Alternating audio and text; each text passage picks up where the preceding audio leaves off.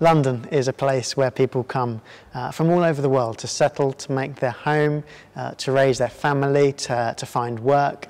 Particularly in inner city parts of London, like here in Peckham, we'll find that almost everybody that's here has come from abroad. Now I'm English and I'm definitely in the minority here in this inner city part of England. And so I can find myself going into shops and people find it hard to believe that I'm English, and they always try and find the truth. Dave, where are you really from? In Harlesden. Some of the challenges of working here are working in a very culturally mixed environment. It's one of the most mixed and diverse populations in the country, and we work here and live here amongst all those different people from all over the world. On the surface, Harlesden looks like it has a good number of churches. In fact, it has a good number of church buildings, and some of those have more than one population, more than one congregation meeting in them. So you might have an African congregation meeting in the morning, a Brazilian group in the afternoon, and then someone from Eastern Europe or whatever meeting in the same church building. So although there are lots of churches, Christian churches with lots of people going to them, there are also lots of people who have no faith at all, who have no understanding of the gospel, who haven't heard of the churches, certainly haven't heard of the Salvation Army and what we do. And then there are people of other faiths, people of Muslim faith, people of Hindus and Sikhs and all other kinds of different faiths.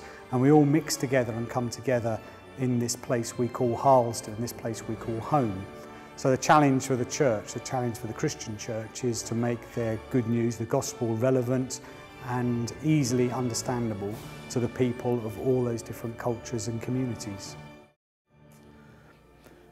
The challenge in working with immigrants, people from other countries here in this huge metropolitan area of London, is one, we come from our own culture, and so we need to take time to understand and educate ourselves about their culture, their beliefs, their customs, how they view the world, because it's going to be very different from our perspective. So spending time developing relationships, asking questions, spending time engaging people in conversation to the point where we can talk about spiritual matters, I think is very important.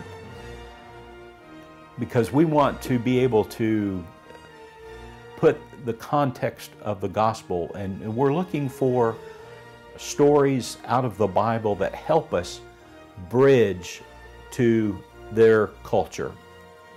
So it's important to spend time and not just rush in and do the things the way we've always done them.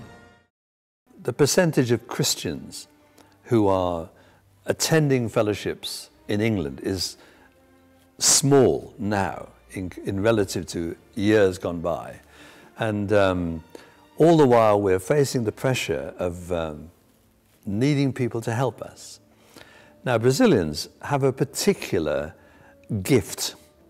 First of all, they're accepted worldwide. We need people from Brazil to come and help us here.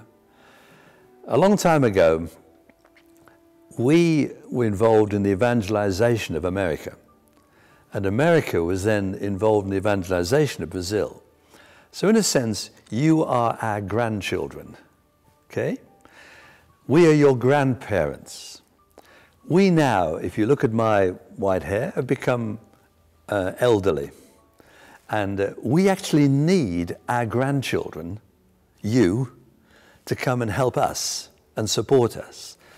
And the things I learned in Brazil were tremendous lessons of being able to change, able to adapt, able to have faith, to believe that God can do miracles and amazing things. And we need that sense of faith here in England. All around there are people that have a sense of despair. You know, I see churches closing and people without a sense of vision and almost hope. Just down the road here, there's a church that was built for over 1,000 people.